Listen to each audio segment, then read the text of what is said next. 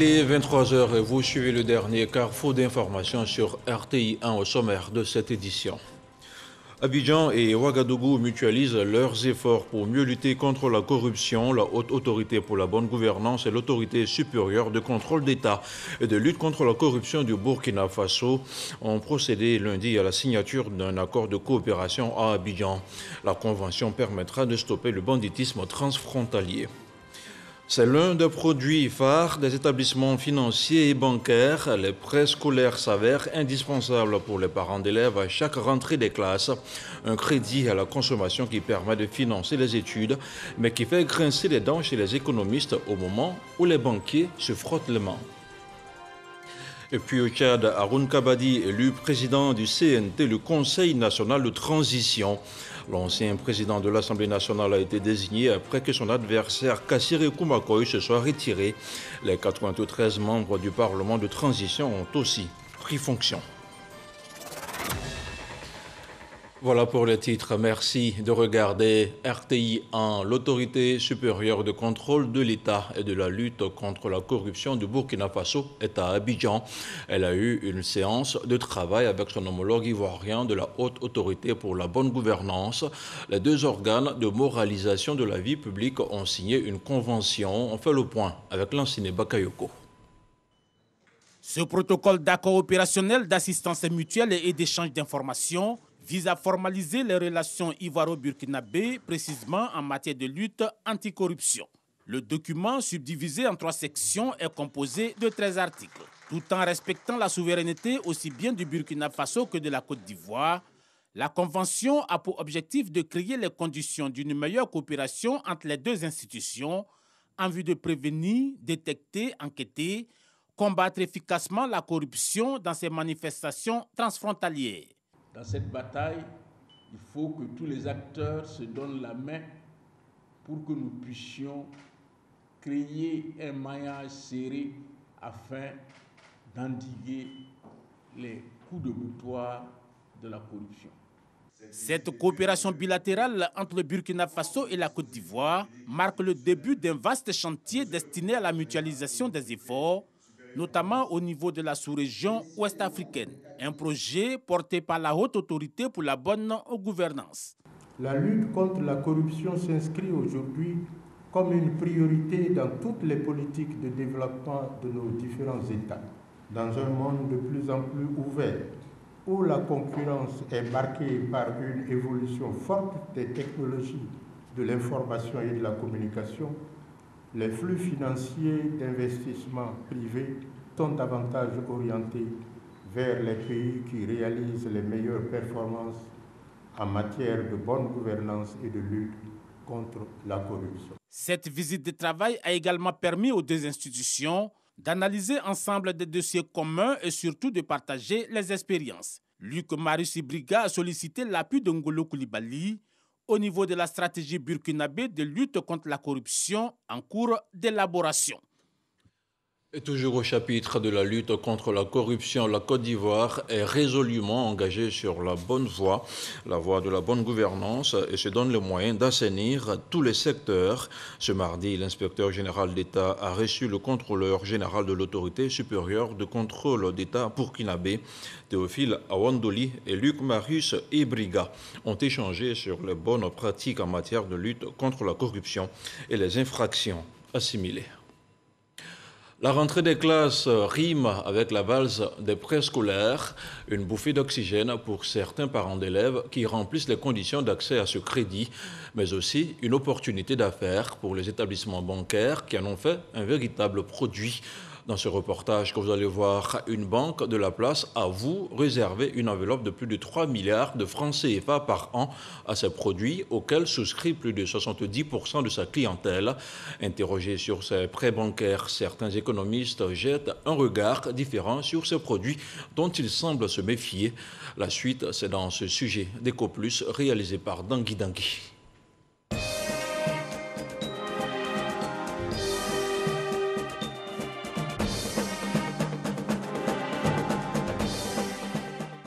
La rentrée scolaire bat son plein et donne souvent l'insomnie aux parents d'élèves, parfois réduits à prendre des prêts scolaires auprès des banques et établissements financiers. pour le financement de la scolarité de leurs enfants. La dernière fois que j'ai pris 200 000, juste 200 000. Comme ça, tu rembourses pas autour de 25 000, quelque chose comme ça, donc c'est pas compliqué, quoi. Les banques nous financent pour aider à faire rentrer les enfants. Ça arrange beaucoup les parents. Une fois pris ça m'a arrangé beaucoup. Beaucoup d'Ivoiriens interrogés, même ceux qui n'ont pas encore contracté de prêt scolaire, n'y voient aucun inconvénient. Un prêt scolaire, c'est bien.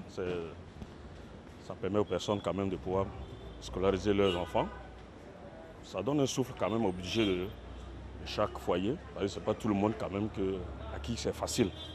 C'est une bonne chose. Vous pouvez aider quand même les démunis, les parents qui sont beaucoup limités dans les dépenses, dans les finances. Vous pouvez aider leurs enfants à pouvoir avancer dans les études. Je n'ai jamais payé parce que quand je travaille, je fais l'économie de mon argent pour pouvoir scolariser mes enfants. Économiste et enseignant, Samuel Maté dit comprendre les raisons qui poussent de nombreux parents à prendre des prêts scolaires chaque rentrée, tout en jetant un regard mitigé sur la question. Il faut minimiser le prêt scolaire parce que vous pouvez vous retrouver dans une situation extrêmement difficile, surtout en ces temps de Covid où les entreprises ferment leurs portes, que le prêt soit le dernier recours, que le prêt soit au minimum et que vous vous prépariez à toutes les options possibles.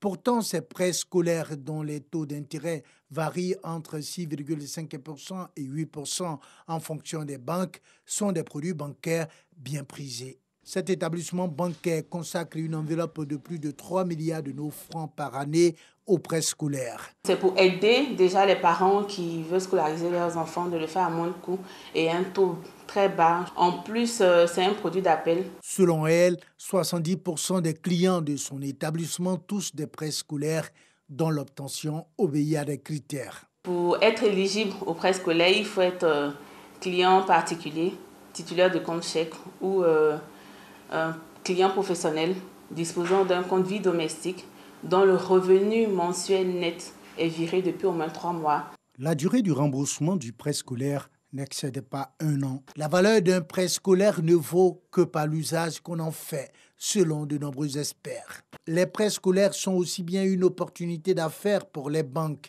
et établissements financiers qu'une bouffée d'oxygène pour les parents d'élèves. Reste maintenant à employer effectivement ces prêts au financement de la scolarité des enfants, appelés à transformer cet investissement en bon résultat scolaire. Voilà, c'était le dossier EcoPlus réalisé par Dangui, un dossier à revoir sur RTIA. Grâce à un soutien financier du président de la République, Alassane Ouattara, la municipalité de Bingerville vient de réaliser 4 nouvelles écoles. Le geste du chef de l'État, estimé à 400 millions de francs CFA, s'inscrit dans la dynamique de la politique du gouvernement. Une politique qui prône la Côte d'Ivoire solidaire et qui permettra à plusieurs élèves de la commune d'étudier dans de bonnes conditions. Et selon le maire de Bingerville, ces actions visent à renforcer le système éducatif pour d'excellents résultats scolaires. Le résultat, c'est dans le reportage de Walter Amadou Ouattara. Bingerville. La toute nouvelle école publique maternelle Gbagba Sud est désormais fonctionnelle. Lundi 4 octobre 2021, matin, les tout petits des 3 sections que compte l'établissement sont encadrés dans les conditions actuelles. Ici, nous avons la petite, la moyenne et la grande section. Les enfants sont âgés de 2 ans et demi à 5 ans. Pour les 3 sections, nous avons 60 élèves. Pour le moment, comme nous attendons le matériel, donc nous sommes tous regroupés dans la même salle. La tournée de début de semaine de la responsable de l'inspection de l'enseignement préscolaire et primaire permet justement une imprégnation de la situation. Et je constate qu'effectivement, il n'y a pas de matériel. Donc je vais remonter l'information à monsieur le député maire pour que le travail soit efficace au niveau des enseignants. Pour la rentrée scolaire 2021-2022, cette école maternelle fait partie des 4 écoles qui bénéficient de nouveaux bâtiments grâce à un appui financier du président de la République, Alassane Ouattara. Le besoin en équipement exprimé rencontre une oreille attentive de la part de l'équipe municipale. 540 tables-bancs, des matériels didactiques et équipements de bureau sont offerts par le député maire de Bingerville. Cette année, nous avons reçu du président son Excellence Alassane Ouattara un don de 400 millions, ce qui nous a permis de pouvoir construire ces établissements. Nous sommes venus remettre le matériel pour permettre aux enseignants de bien travailler. En plus de ces équipements, plus de 2000 kits scolaires sont prévus pour être distribués aux parents d'élèves en situation sociale précaire. C'est un acte de soutien à la politique du gouvernement dans son programme Côte d'Ivoire solidaire. L'EPP Bromain, EPP Savane, EPP Baba Sud et l'EPP Anader ont bénéficié de différents travaux. L'adduction en eau potable, l'électricité et la réalisation de latrines, sans oublier la clôture pour certaines de ces écoles, sont les futurs défis à relever pour la mairie de Bingerville. On change de cap pour parler maintenant d'économie et cette signature de convention entre la Caisse des dépôts et de consignation de Côte d'Ivoire, qui est un établissement financier de la place. L'accord s'inscrit dans le respect des dispositions légales et réglementaires, des dispositions qui régissent la question des dépôts de garantie liés au cautionnement sur les marchés publics. Plus de détails avec Danki Danki. Construction d'infrastructures économiques, développement de l'agriculture, financement de la transformation structurelle de l'économie ivoirienne, la Caisse des dépôts et consignations CDC réinvestit les fonds qu'elle mobilise dans de nombreux domaines pas toujours intéressés par le secteur privé, et cela pour le bien-être des populations. La réalisation de cette mission passe entre autres par le respect des dispositions légales et réglementaires régissant la question des dépôts de garantie liés au cautionnement sur les marchés publics, notamment le respect du décret numéro 2020-246 du 19 février 2020 et entré en vigueur le 1er juillet 2021. C'est dans le cadre du respect de ce décret que Ecobank a signé une convention avec la CDC ce lundi dans les locaux de la Caisse à Cocody. La mission de la CDC, c'est de mettre en place une capacité d'investissement et de financement à long terme pour le pays. Et cette participation au développement de la Côte d'Ivoire, à côté des banques commerciales, est un rôle auquel nous croyons profondément. Le directeur de la CDC invite par ailleurs les autres établissements financiers à emboîter le pas à la première banque à respecter ce décret. Nous pensons que c'est une question d'ordre civique, c'est une question d'ordre réglementaire. Et nous pensons que chacun fera en sorte que nous puissions véritablement amener l'écosystème financier en Côte d'Ivoire à jouer véritablement son rôle. Créée en 2018, la Caisse des dépôts et consignations de Côte d'Ivoire est une structure complémentaire du système bancaire et a entre autres pour mission la conservation et la gestion sécurisée des fonds publics et privés. C'est une panne mondiale qui aura duré 6 heures de temps. Facebook, Instagram et WhatsApp, les 3 services du géant de l'Internet, ont connu lundi une panne mondiale. Une panne qui a empêché des millions d'utilisateurs d'accéder à ces services en ligne. En Côte d'Ivoire, plusieurs startups en ont souffert et en dehors des désagréments, les pertes économiques sont énormes. Le constat de Cheikh Koné. Ce 4 octobre 2021 sera considéré comme le lundi le plus long de l'année pour les internautes du monde entier. Le shutdown occasionné chez le géant californien sur ses applications de messagerie et de partage de photos, Facebook, Instagram, WhatsApp et Messenger, a créé une panique généralisée ressentie à Abidjan. Blanche Adou est à la tête d'un institut de beauté dont la principale activité est la commercialisation de produits cosmétiques en ligne. Mais ce lundi noir, elle ne compte pas l'oublier de sitôt. Notre commerce dépend à 80% des réseaux sociaux et le problème d'hier nous a vraiment causé des soucis parce qu'on a l'habitude d'avoir des commandes 24 heures avant la livraison. Ce matin, on n'a pas pu faire les livraisons de lundi, on voit jusqu'à 180 200 000 francs. Oui, pour la journée d'hier. Depuis 3 ans qu'elle s'est lancée dans ce business, les réseaux sociaux ont toujours représenté la meilleure alternative pour booster ses ventes. Mais depuis, elle déchante. L'impact de ce bug mondial ne s'est pas seulement fait ressentir chez les vendeurs en ligne. Les entreprises de services spécialisées dans la formation et le conseil ont elles aussi été touchées. Au niveau formation, ça n'a vraiment pas impacté parce qu'on utilise d'autres plateformes pour pouvoir réaliser nos formations qui ne sont pas forcément présentielles. Mais sur la partie conseil, ça a vraiment pénalisé certains de nos clients qui ne pouvaient pas malheureusement communiquer avec le client. On a une cliente, elle avait du mal vraiment. Il y avait des clients qui avaient commandé, mais Comme ça ne marchait pas, elle ne pouvait pas appeler les clients, elle ne pouvait pas valider ses commandes. Donc plus d'une dizaine de commandes qu'elle n'a pas pu honorer hier. Donc c'est un manque à gagner. Dans l'ensemble, de nombreux usagers ont subi le coup. Chacun y va de sa mésaventure. Et je me suis dit que c'est mon téléphone qui avait un problème. Donc j'ai essayé de réinitialiser mon téléphone alors qu'il n'y avait pas de réseau. Donc mon téléphone s'est déprogrammé. Et j'ai passé toute la journée auprès de ces jeunes-là. J'ai même acheté encore un téléphone suite à cet incident. Bon, il faut dire que ça a gâté le moment passé. On n'arrivait pas à coordonner nos trucs, gérer nos business, correspondre avec des gens de l'autre côté et tout et tout. Pour les spécialistes du digital, les pertes économiques enregistrées doivent contribuer à réduire la dépendance aux réseaux sociaux. Tous les secteurs vitaux, tous les métiers ont été impactés hier. De l'e-commerce, en passant par la santé, en passant par la livraison, en passant par la sécurité, en passant même par l'information. Tous les métiers ont été impactés par le bug d'hier. Et on ne veut pas trop rentrer dans les chiffres, on attend d'avoir confirmation, mais il faut tourner autour de 500 millions de pertes hier en 5 heures de temps. Donc ce qui fait qu'aujourd'hui, il est recommandé pour une entreprise ou bien pour une organisation, une institution, de varier les plateformes digitales. Deuxièmement, il ne faut pas aussi tout se digitaliser. Nous sommes quand même des humains. Hier, le bon vieux SMS fonctionnait. Le bon vieux appel téléphonique que beaucoup peut-être n'ont pas fait fonctionnait. Donc, il faut faire un dosage. La panne la plus importante jamais observée par le groupe Facebook et ses applications de messagerie lui a fait perdre près de 27 500 milliards de francs CFA en une seule journée. Autre chose à présent, la commémoration de la journée de l'unité allemande s'est déroulée hier lundi à Abidjan. Elle symbolise la réunification des deux États allemands et est célébrée tous les 3 octobre. C'était en présence de plusieurs membres du corps diplomatique et des membres du gouvernement. Laure Goretti. Le 3 octobre 1990, après plus de 40 années de division, l'Allemagne ne forme à nouveau plus qu'un seul et même État. Moins d'un an après la chute du mur de Berlin le 9 novembre 1989, les territoires de la République démocratique allemande intègrent la République fédérale d'Allemagne au titre de l'article 23 de la loi fondamentale de celle-ci.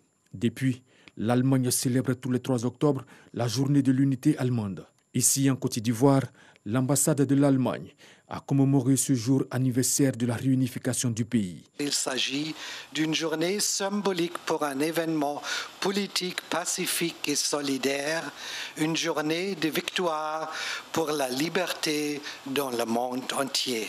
Cet événement était l'occasion pour l'ambassadeur Ingo Herbert de réaffirmer l'engagement de son pays à soutenir la Côte d'Ivoire. L'Allemagne est disposée à soutenir la Côte d'Ivoire en matière de stabilité, de sécurité, de démocratie, des droits humains et particulièrement en matière de développement économique. Les énergies renouvelables, le programme pour l'emploi et la promotion des PME, la formation professionnelle, l'agriculture et la biodiversité étant les principaux axes de notre engagement pour les années à venir. C'était la 31e année de célébration de la réunification de l'Allemagne et la 61e année des relations officielles entre la Côte d'Ivoire et l'Allemagne. Le reportage de Laure Goretti était commenté par Abou Sanogo. On fait maintenant le point de la situation de la Covid-19.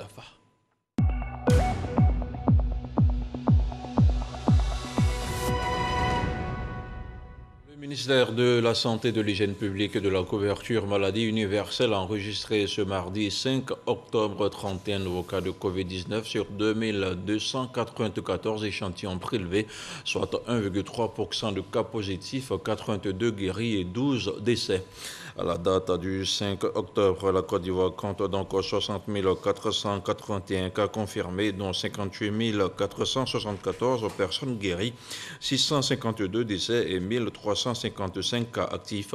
Le nombre total d'échantillons est de 1 029 903. Le 4 octobre, 37 551 doses de vaccins ont été administrées, soit un total de 2 334 426 doses du 1er mars au 4 septembre. Le ministère de la Santé, de l'Hygiène publique et de la couverture maladie universelle invite toutes les personnes de plus de 18 ans à se faire vacciner dans les centres dédiés. Il rappelle que la vaccination contre la Covid-19 est gratuite et volontaire. Santé toujours, l'Afrique à ce jour représente à elle seule 66% des décès maternels dans le monde et c'est pourquoi les directives de l'OMS sur la santé reproductive et maternelle font l'objet d'une rencontre entre les membres de la Société africaine de gynécologie et obstétrique. À Yamoussoukro, ils se sont réunis. Les participants ont préconisé des solutions. Le point de la rencontre avec Kader Sogodogo. Avec 66% de décès maternels, l'Afrique reste le continent le plus affecté dans le monde. Les dernières statistiques réalisées en la matière ne sont d'ailleurs pas reluisantes pour la Côte d'Ivoire. Plus de 600 décès pour 100 000 naissances vivantes.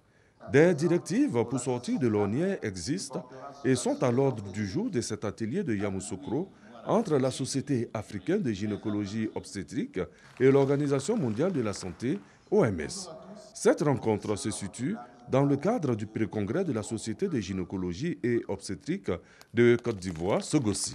Il s'agit de directives pertinentes, de standards d'activité qui permettent justement une accélération de la réduction de la mortalité maternelle, que l'OMS a édicté depuis des années, que l'OMS met à jour de façon régulière et qui doivent se traduire sur le terrain, être appropriés par les différentes sociétés savantes pour que notre action sur le terrain soit efficace. Et donc, nous avons voulu faire ce pré-congrès, inviter l'ensemble des pays membres de la Société africaine de gynécologie obstétrique. Il y a une vingtaine de pays membres de cette association scientifique, de cette société scientifique. Fort heureusement, il y a 18 qui ont répondu et qui ont amené des délégations. Donc l'ensemble de ces représentants vont discuter, vont s'approprier ces standards, ces directives et normes pour pouvoir les traduire donc, dans leurs pays respectifs. C'est l'importance de ce pré-congrès qui va durer 2 jours. L'OMS tient à rappeler les indicateurs. On nous invite à réduire de moitié au minimum le ratio de mortalité maternelle et de réduire de 2 tiers pour le cas de la Côte d'Ivoire ce ratio de mortalité maternelle dans les 5 ans à venir. Parce que les dernières années seront consacrées à la consolidation et aux évaluations. La Société de gynécologie obstétrique va tenir dans 72 heures à Yamoussoukro son congrès. Le thème est évocateur. Rôle des sociétés savantes sur les indicateurs de la santé de la reproduction dans l'atteinte des objectifs du développement durable. Les soldats de la qualité, c'est un nouveau projet de formation lancé par l'INFAS, l'Institut national de formation des agents de santé. Il concerne les étudiants en attente d'affectation au nombre de 1500. Ils seront formés sur les principes de base de la qualité. Rascando. La qualité des soins administrés et le mauvais accueil sont souvent décriés par les patients dans les hôpitaux publics. L'accueil, ce n'est pas du tout ça. Souvent, si tu arrives avec ton malade, on peut bien t'accueillir, mais ce n'est pas le cas. Souvent, on ne sait pas à qui se confier. On tourne. Face à cette réalité, l'Institut national de formation des agents de santé INFAS vient de lancer un projet baptisé Formation des soldats de la qualité. Il sera exécuté au sein des différentes antennes de formation de l'INFAS. Les services de santé doivent avoir un visage nouveau. Les nouvelles générations de professionnels de la santé vont s'engager à s'approprier tous les concepts de la qualité et surtout à les mettre en pratique. Il s'agit de développer en eux un leadership qui va leur permettre, qu'ils soient en groupe ou bien qu'ils soient dans un service ou de manière individuelle, ils puissent à tout moment se préoccuper du patient. Ce projet de formation dure 1 mois et concerne les étudiants en fin de formation et ceux en attente d'affectation. Les soldats de la qualité vont venir appuyer déjà ce que l'INFAS nous a déjà enseigné. Beaucoup de choses se disent sur le terrain, mais il faut déjà dire que l'habitude n'est pas la norme. Et la norme, c'est ce qui nous a été enseigné à l'INFAS, c'est de suivre le patient, c'est de le prendre dans son entièreté, c'est-à-dire déterminer tout ce qui est difficulté qu'il pourrait avoir et trouver le moyen de le satisfaire. Méthode de résolution de problèmes à oratoire dans l'amélioration de la qualité, leadership de l'agent de santé dans la qualité des soins. Autant de modules qui seront dispensés pendant la formation. Autre chose à présent, le week-end dernier, la Côte d'Ivoire a défendu avec brio sa ceinture intercontinentale de poids moyen IBA. Les champions Youssouf Doumbia était l'invité du journal de 20h. Avec Fatou Fofana, il est revenu sur le temps fort de sa victoire face à l'Italien Francesco Lesi lors du choc des titans. On l'écoute. Alors on voit déjà devant vous des ceintures, elles sont au nombre de 3 qui sont assez impressionnantes. Est-ce que vous pouvez nous les présenter? Ok, je voulais présenter les ceintures. La bleue, c'est champion d'Afrique. La rouge, c'est intercontinental Amérique latine. Le rouge, c'est intercontinental l'Europe. Wow. Est-ce que vous pouvez nous dire comment on fait pour devenir boxeur, pour devenir surtout un grand boxeur avec tous ces titres? D'abord, la boxe, c'est un sport qui n'est pas facile. Il faut l'aimer d'abord. Quand tu aimes, tout vient derrière. Avec le boulot, ça va. Comment le secteur de la boxe se porte aujourd'hui en Côte d'Ivoire? Est-ce que ça bouge? Avant, ça ne bougeait pas. Dès l'arrivée de mon promoteur, Jimmy, les trucs ont commencé à aller maintenant. D'accord. Comment est-ce que vous vous êtes préparé pour ce combat-là, pour gagner cette deuxième ceinture intercontinentale? Comment ça s'est passé? On a vigilé le combat, moi avec mes coachs. Le promoteur, il a mis tous les moyens pour que la ceinture reste en Côte d'Ivoire. On a vigilé le combat, l'Italien. Bon, c'était pas un adversaire qui était facile. Mais on a vigilé, on a mis un plan en attaque. Après, le juge, on a mis le plan en pratique et ça a marché. Et ça a marché, les résultats ont été bons. Ouais. Alors, votre prochain défi, c'est quoi après cette ceinture? Après cette ceinture, on vise le mondial. Le mondial. Est-ce que vous êtes prêt? Je suis prêt. Enfin, prêt. Ouais, la Côte d'Ivoire peut compter sur vous. Exactement. Qu'est-ce que vous pouvez dire pour terminer à tous ces jeunes qui veulent devenir boxeurs, qui se reconnaissent aujourd'hui en vous? Qu'est-ce qu'il peut leur dire? C'est le boulot. Il faut se mettre au boulot et le courage, la motivation est déterminée. Les coups de la vie, un recueil de nouvelles d'Anzata Ouattara affiche son tome 7, un ouvrage dédicacé récemment au Palais de la Culture de Treichville. C'était en présence de la ministre de la Culture, de l'Industrie, des Arts et du Spectacle, Yannick Efoumi Isaïo. Dans le 7e tome de sa série d'ouvrages littéraires intitulé « Les coups de la vie », la journaliste écrivaine Anzata Ouattara, dans un style littéraire accessible à tout public, relate 17 témoignages de vie inédits. Trahison, coup bas, injustice, jalousie, cupidité sont entre autres les sujets abordés par l'autrice. Anzata Ouattara assure ses lecteurs que ce chef-d'œuvre fera l'objet d'une adaptation télé. Ça a commencé avec le tome 1, avec Lully Grâce Productions, déjà avec les coups de la vie adaptés à l'écran. Et donc le tome 7 aussi va forcément suivre ce chemin-là. Marraine de l'événement, Arlette Badou Nguessan Kwame, ministre de la Culture et de l'Industrie des Arts et du Spectacle, ne manque pas de rendre hommage aux pionniers des belles lettres ivoiriennes avant de féliciter sa filleule. Anzata Ouattara apporte quelque chose de nouveau à notre littérature sur bien des plans.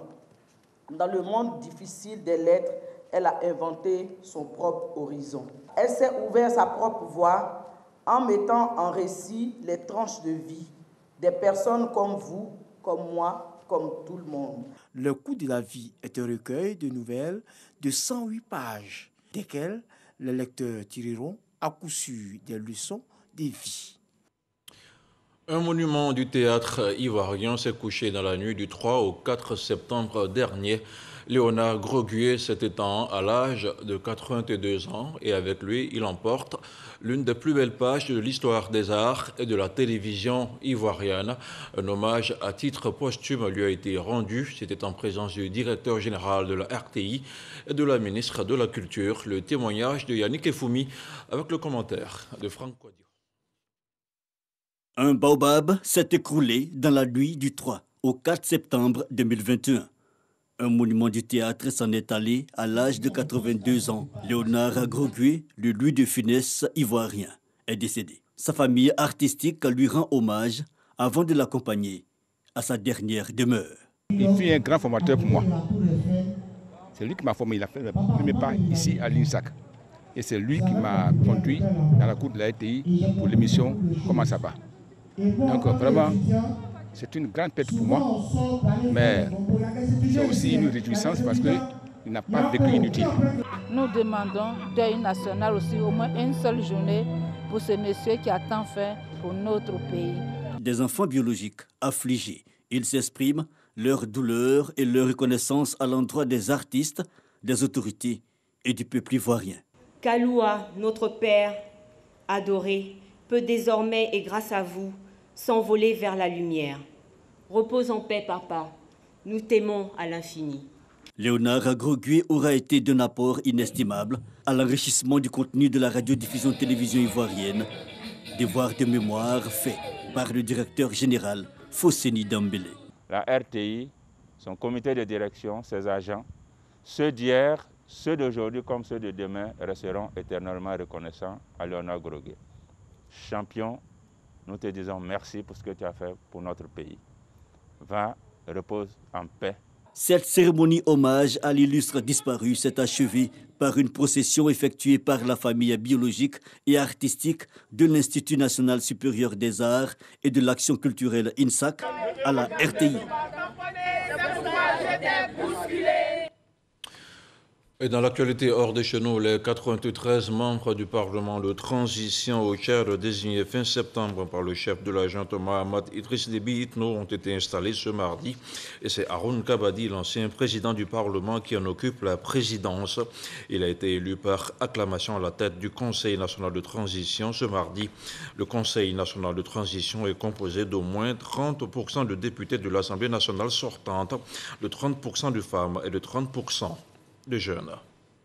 Et puis hors du continent africain, en France, le rapport sur les abus sexuels dans l'Église de France, un rapport de 2500 pages préparé depuis 2 ans et demi vient d'être publié. Selon le rapport, ces prêtres et religieux ont fait 216 000 victimes depuis 1950. Le document provoque un choc qui constituera un tournant dans l'histoire de l'Église. C'est la fin de cette édition d'information sur RTI 1. Merci de votre fidélité à notre chaîne. Bonsoir et que la paix soit chez vous.